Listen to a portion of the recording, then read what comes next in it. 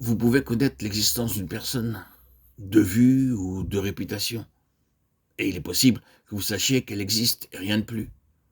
Cette personne a un caractère ou une nature, et vous devez entrer en contact avec elle pour découvrir quel est donc son caractère.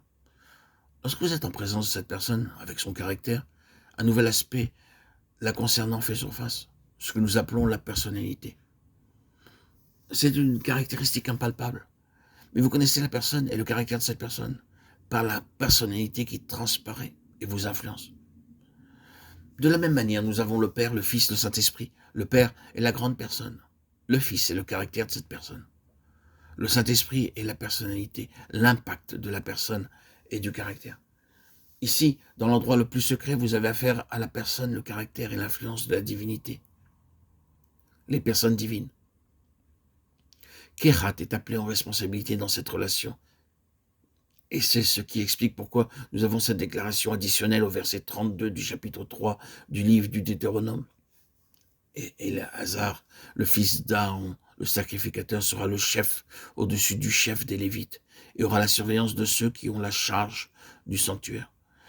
Cette déclaration est curieusement insérée au milieu de l'ensemble du texte, comme si un personnage particulier apportant l'autorité princière, la plus haute dignité en lien avec Kérat, était introduit.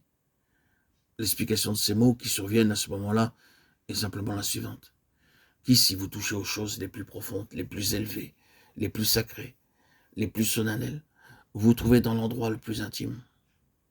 Vous pouvez aisément constater que si nous devions commencer à parler des personnes de la divinité, même dans ce contexte, cela prendrait beaucoup de temps.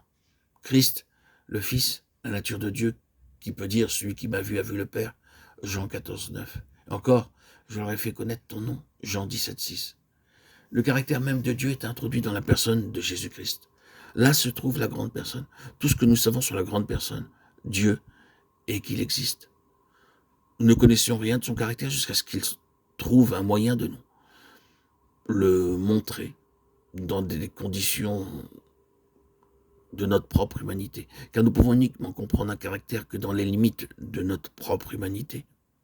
Nous pouvons uniquement avoir une relation et une communion avec un caractère qui correspond à notre propre constitution. Et c'est pourquoi Dieu s'est manifesté en Christ, pour nous montrer à quoi il ressemble.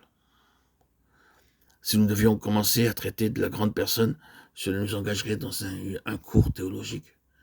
Si nous envisagions de continuer de parler de Christ, l'expression de Dieu, ou encore de nous autoriser maintenant à être longuement engagés avec la personne du Saint-Esprit et la manifestation du caractère, la puissance du caractère et l'impact de Dieu en Christ, vous verriez combien de temps cela nous prendrait.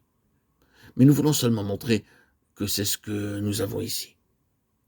C'est la plus grande, la plus solennelle responsabilité de l'Église des premiers-nés. Elle concerne Dieu, les personnes divines, le témoignage de Dieu, qui il est, ce qu'il est, comment il se manifeste, la puissance de cette manifestation, la raison de celle-ci, à savoir, afin que nous lui ressemblions. Ce sont ici les choses les plus intimes.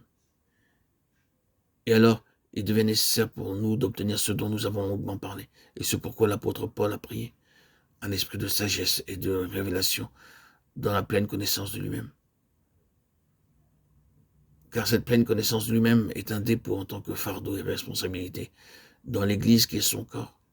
C'est l'affaire de l'Église, celle de tous les membres, de maintenir vivante dans cet univers la connaissance de Dieu en vérité, en pureté, en plénitude, de maintenir vivante la manifestation de Dieu et l'expression ou la puissance de Dieu.